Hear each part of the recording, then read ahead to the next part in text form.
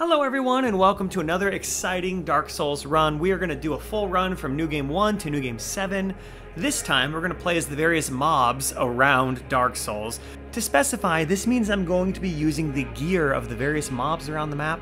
I am not going to be using what they drop, as some drop gear that they do not use. However, if they hold it, if they wear it, I can use it.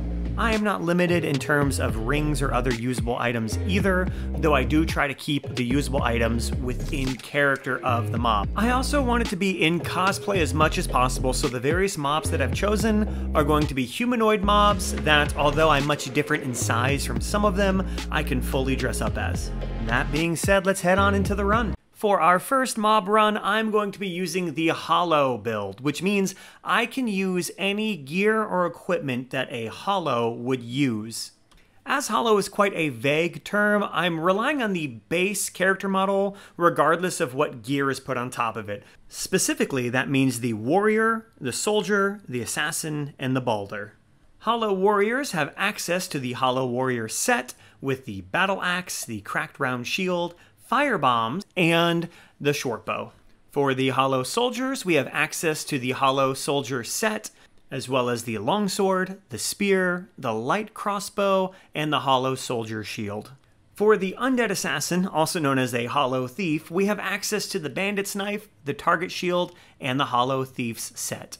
Finally, as the Balder Knight, we have access to the Balder sidesword, the rapier, the Balder shield, the buckler, the light crossbow, and the Balder armor set. Starting with character creation, we go as the bandit as they start with the battle axe, and it's going to be a fantastic weapon to get us going. I head through the asylum and I do a plunging attack on the asylum demon, which takes about half his health out, and 2 more swings finish him off, making him a 3-hit boss. Very nice.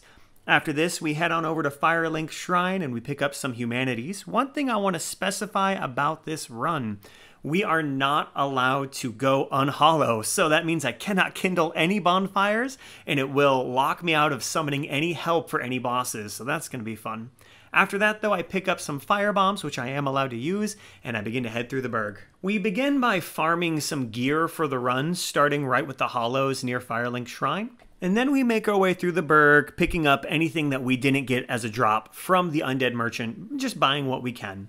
We head on over to the Tauros demon. I mess up the first plunging attack, just doing a little bit of damage, but the battle axe does fantastic damage to him. We get greedy and get hit going up the steps, and we miss each other on the second plunge attack, but eventually we get one more plunging attack and we finish him off, piece of cake. And then we begin our homework, which is running around the map, picking up gear, getting a Firekeeper soul, buying stuff from Andre, upgrading things from Andre. It's a lot of work, a lot of farming, but it's going to make a lot of the future runs very, very easy and simple, so it's worth putting in the time. We have a little bit of trouble with the gargoyles, and I have to keep respawning at Firelink Shrine so I can get my maximum Estus, and that's going to be something I do throughout the run, is continually run back to Firelink Shrine so I can have my maximum Estus, as I can't kindle the bonfires. But yeah, we take out the gargoyles, piece of cake after just a few tries, and then we ring the bell, and then we head over to Undead Asylum. We have to deal with Oscar, but then we grab the rusted iron ring, and then we head on over to the lower Undead Burg. I made a mistake here. I thought that the thief set I could pick up here was the armor for the Undead Assassins, but actually I had to do quite a bit of grinding for their gear. It took forever. I wasn't going to allow myself to pop humanities, but if I got humanity naturally, I was going to let it slide. I was going to allow it. However, in the future, I allowed myself to have soft humanity as long as I didn't go unhollow, just to stick to the hollow part of the run. So we buy some arrows, we continue to do some grinding, we continue to grind gear with Andre, we kill Lautrec, we head in and we deal with the Capra Demon. At this point in the run, we're finding that things are going pretty easy. The Hollows have a great toolkit, and I definitely don't lack in the options available to me. After Capra, I head down and grab the large ember, I farm some humanity, I give the ember to Andre, and I head on over and grab the wolf ring for poise. That is one thing the build was missing, was I noticed my poise was just absolute garbage, but the wolf ring should more than make up for that. Wanting to fully be an undead assassin, I join Alvida and I kill the ninja and get the flip ring, which now allows me to be one with the undead assassins. After this, I also head over to Griggs, and I kill him for the Slumbering Crest ring, which will allow me to go full assassin mode. It was a lot of fun sneaking around the map like this, flipping around the map like this. I had a blast. I hope everyone is encouraged to do this run on their own because it's really fun to use this toolkit, and it's just a great time. We now head down to Blighttown, and before dealing with Quelaag, I want to head on over and grab the Chloranthy ring. Then we go into Quelaag, and Quelaag gives us no problem whatsoever. Our weapons are about +10 at this point. I spent multiple days just grinding because I felt like it, so it was a really easy fight. We ring the bell, we head down, and we deal with Ceaseless. Then I head back up, and on the way I try to farm a Black Knight, but all I get is a shield. I deal with Havel, because I realize my gear is getting heavy. And then speaking of heavy, I head on over and grab the stone armor. That's going to be for a future run. Same with the Black Knight gear, it's all for future runs. Since I'm in the area, we kill Sif. I find that this fight is hard. My damage isn't quite where I wanted it to be, but Sif is a really easy fight for this build. We've got poise, we've got 100% physical block shield, so the dog goes down easily. We farm and we get the Black Knight Greatsword after this, and it's time to head on through Sen's Fortress. Going through Sen's with this build is pretty easy. I also just went through Sen's about 8 times on the last run, so I have Sen's Fortress pretty much memorized at this point. We kill the Baronite Knight a few times up top to get all of his gear, and then I unlock the shortcut down to Firelink Shrine. I'm going to leave this as an option later, you'll see. And then we kill the giant up top. We head in to fight the golem, and again, our damage is stellar. It's fantastic. We knock his poise out, and he falls off the bridge, no problem. I take the elevator up to Orlando, and this time I have access to a bow, so we snipe all of the rafters, and we just simply walk our way merrily on through. This is my favorite way to do the rafter run. And now it's time to deal with the archers. However, I'm not as lucky. They're shooting too fast. I can't quite reach them, so I have to shield up and deal with one of them, but we make it on our first try.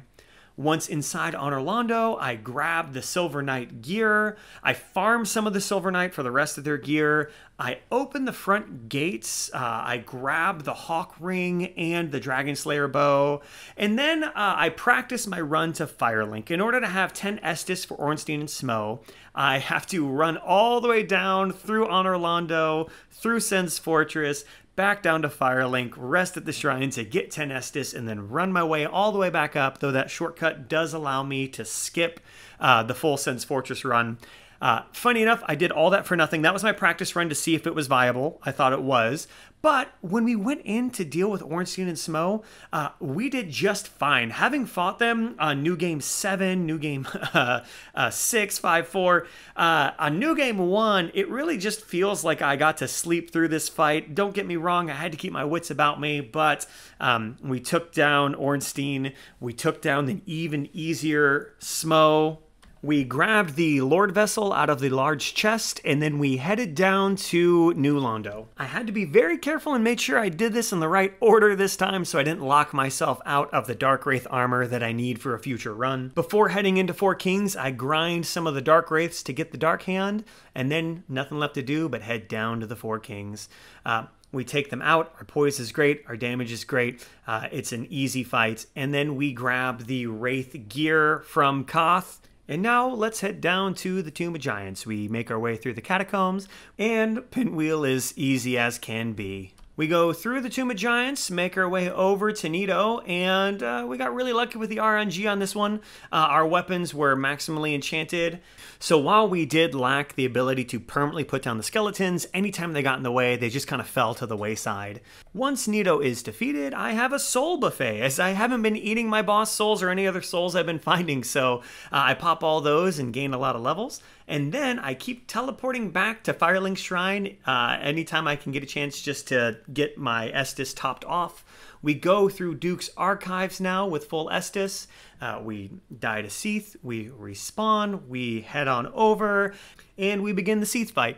I popped a lot of humanity on this one, and I picked up the Curse Ring while I was down in New Londo Ruins to help me out with this, just because my gear does not have any curse resistance, and that is the last thing I want to do is be cursed. But we drop Seath and make our way on over to the Demon Ruins. We take out the Fire Sage first, But I stopped back at Firelink Shrine before dealing with the Centipede Demon, and then we deal with the Centipede Demon. We get a little singed on the lava, but this fight is pretty simple. We then make our way through Lost Izalith, and we handle the Bed of Chaos. Having a bow and arrow makes all the difference, as I just get to snipe from afar this time and don't have to deal with the wonky trajectory of fire bombs. I then use my flip ring to flip on past the Bed of Chaos and take out the little bug at the back. Now I farm for Black Knight gear. I get the axe, I get the halberd, I get the armor, and then I randomly realized I could see Gwyn from the top here, which is something I never realized before, and I just try to, firebomb him, which you cannot do that. So I head on in and I fight Gwyn. I am using the critical ring to allow for maximum crit damage, and we simply just parry and smash him. It is a very easy fight. And yeah, that completed the hollow run for our first mob run.